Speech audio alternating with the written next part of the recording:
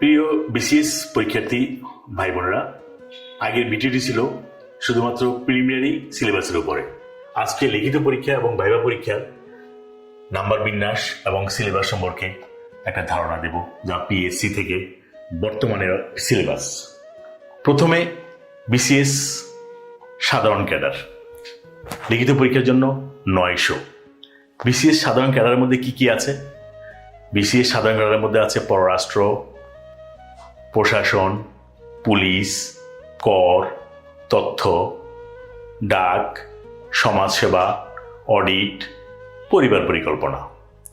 এগুলো হচ্ছে সাধারণ ক্যাডার। এদের পরীক্ষার নাম্বার 900। বাংলা 200, ইংরেজি 200, বাংলাদেশ বিষয়াবলী 200, আন্তর্জাতিক বিষয়াবলী 100, গাণিতিক যুক্তি ও মানসিক দক্ষতা 100, বিজ্ঞান ও প্রযুক্তি 100। এ হচ্ছে 900 সাধারণ ক্যাডারের জন্য। লিখিত পরীক্ষা 900 5 নম্বর 50%, অর্থাৎ 450 নম্বর পেলেই আপনি ভাইভা দিতে পারবেন, অর্থাৎ মোট 450 পেলেই হবে। তবে কোনো বিষয়ে 30%-এর কম নম্বর পেলে আপনি সে বিষয়ে কোনো নম্বর পাননি বলে বিবেচিত হবেন, বা 30%-এর নিচের নম্বরগুলো যোগ হবে না। লিখিত পরীক্ষায় পাশ করলে আপনাকে ভাইভার জন্য ডাকা হবে। ভাইভায় পাশ হচ্ছে 100 নম্বর। ভাইভা পাশ করলে তখন লিখিত ও ভাইভার নম্বর যোগ করে মেধাক্রম করা হয়। মেধাক্রম ও চয়েস যদি ব্যাটে বলে মিলে যায় তাহলে ক্যাডার পাবেন। না পেলে নন ক্যাডার। নন ক্যাডারের প্রথম শ্রেণী গেজেটেড অথবা নন গেজেটেড ও দ্বিতীয় শ্রেণীর চাকরি দেওয়া হয়। উল্লেখ্য, 55% পদ কোটাওয়ালাদের জন্য রেখে বাকি 45% পদগুলো সাধারণ প্রার্থীদের মেধাক্রম অনুসারে দেওয়া হয়। আর যারা সাধারণ ক্যাডার ও প্রফেশনাল ক্যাডার দুটোই ক্যাডার চয়েস দিয়েছে, তাদের উপরের 900 নম্বরের সাথে নিজের পঠিত বিষয়ে 200 নম্বর পরীক্ষা দিতে হবে। এবার প্রফেশনাল ক্যাডার নিয়ে আলোচনা করা যাক।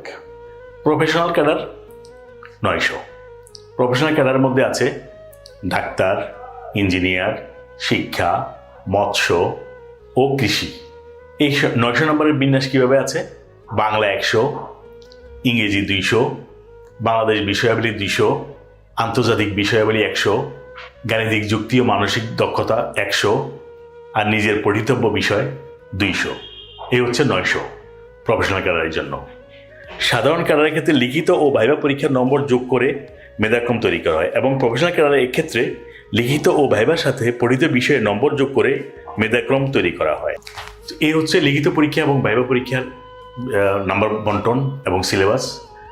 আমি আশা করব আপনারা যারা প্রিলিমিনারিতে পাশ করে আসবেন তারা ভাইভা পরীক্ষার জন্য নিজেদের সাবজেক্ট, সাধারণ জ্ঞান, আন্তর্জাতিক বিষয়াবলী, বাংলাদেশ বিষয়াবলী, তথ্য প্রযুক্তি সবগুলোতে আবার নতুন করে লিখিত পরীক্ষার জন্য ভালোভাবে পড়াশোনা করবেন।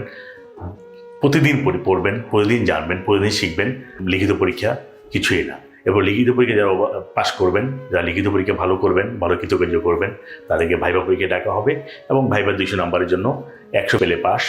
আমরা আশা করব আপনারা ভালো করবেন লিখিত পরীক্ষায় এবং ভাইভায়। সে পর্যন্ত সবাই ভালো থাকবেন, সুস্থ থাকবেন। সবার উত্তর সমৃদ্ধি কামনা করছি। আল্লাহ হাফেজ।